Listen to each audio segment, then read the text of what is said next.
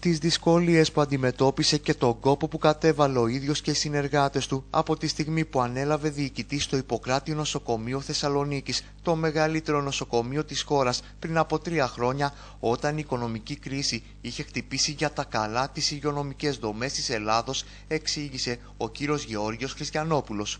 Όταν ανέλαβα εγώ εδώ πριν από 3 χρόνια, δυστυχώς ήρθαμε ακριβώς στην οικονομική κρίση που έπρεπε να διαχειριστούμε αυτή την οικονομική κρίση. Λοιπόν, βρεθήκαμε, όπως είπα και προηγουμένως, σε μια πάρα πολύ δύσκολη κατάσταση. Έπρεπε ο προϋπολογισμός, ο οποίος υπέστη τρομερή περικοπή, έπρεπε να κινηθούμε μέσα στο προϋπολογισμό αυτό. Και πρέπει πραγματικά να μπορούμε να σταθούμε όρθιοι για να αποδώσουμε αυτά που έπρεπε στο λαό, ο οποίος κατά μείζωνο λόγο είχε ανάγκη.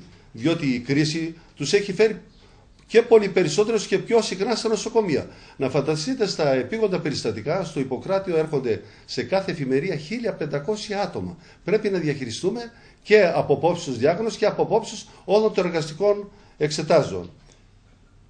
Τα μέσα μαζικής ενημέρωσης για μένα έχουν ευθύνη, γιατί την κρίση δεν τη χειρίστηκαν σωστά. Και ο κόσμος βρέθηκε σε μια δύσκολη κατάσταση να αποφασίσει και αναγκάστηκαν πάρα πολλοί να φύγουν. Γιατροί, νοσηλευτικό, ιδίως τραυματιοφορείς, διοικητική υπηρεσία, η οποία έχει αποδεκατιστεί. Διότι αναγκάστηκαν να φύγουν με το φόβο, διότι δεν ξέραν τι θα γίνει στο μέλλον.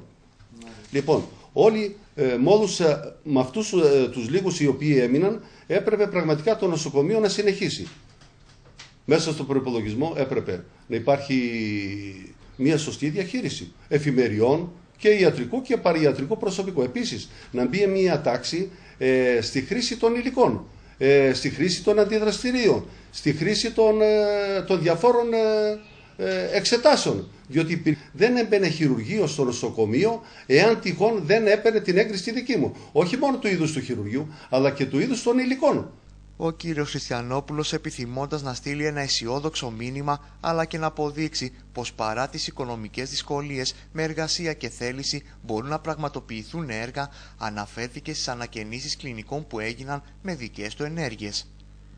Με ενέργειες πραγματικά δικές μου έγινε ανακαίνιση της νεογνωδικής μονάδας του Απιθή. Σε λίγο θα γίνει η ανακαίνιση της νεογνωδικής μονάδας του ΕΣΥ. Επίσης έγινε ανακαίνιση της εντατικής παιδών, έγινε της μονάδος της ενηλίκων, μια κλινική, η Β' παθολογική, η οποία εξ ολοκλήρου ανακαινήσει με δωρεές και συνεχίζουμε ανακαινήσεις εδώ πέρα. Διότι αυτές οι ανακαινήσεις ήταν σημαντικές και σε ένα πόστο που αφορά τα παιδιά. Ιδιαίτερη αναφορά πραγματοποίησε ο διοικητής του Ιπποκρατίου στους συνεργάτες του, καθώς, όπως επισήμανε σε κάθε τόνο, χωρίς την πολύτιμη βοήθειά τους δεν θα μπορούσε να υλοποιήσει τίποτε από όσα κατάφερε.